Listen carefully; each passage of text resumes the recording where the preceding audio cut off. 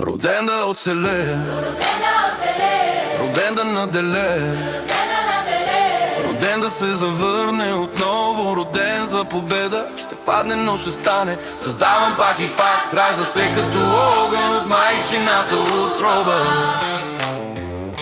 Отдавна искаха да падна, да се предам, може да падна, да. Но не се предадах, защото роден съм с мисия. И твърде жалко е да в мене лъча жизния, който държиме от началото. И тук съм за останал, за всичкото, което полага ми се. И много плаче ми се, но трябва да съм фър, трябва да съм мъж. Господ е с мен и няма да си дам да ставам мъж. Роден да оцелее, роден да наделее, роден да се завърне отново, роден за победа. Ще падне, но ще стане. Създавам пак и пак, ражда се като огън от майчината утроба. Ще ме бият, ще ме хулят и жулят, няма да ме жалят, но така и трябва, за да стана камък или желязо, както са били моите двама дядо.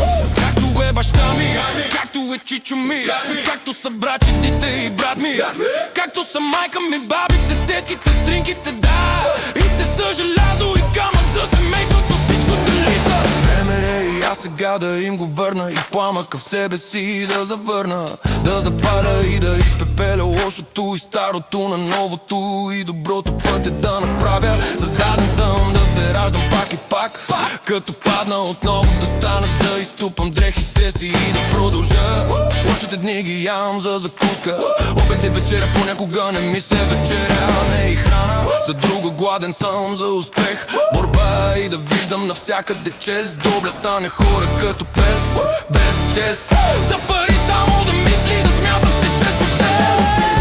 Роден да наделее, роден да се завърне отново, роден за победа. Ще падне, но ще стане. Създавам пак и пак, ражда се като огън от майчината утроба.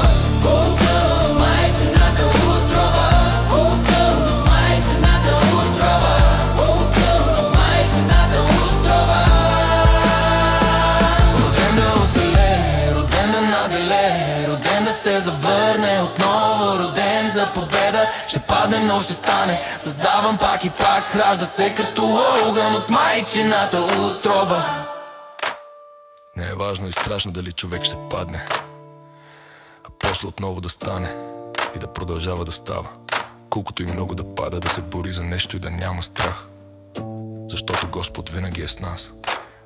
Добре стана това, то ни много яко. Роден да оцелее.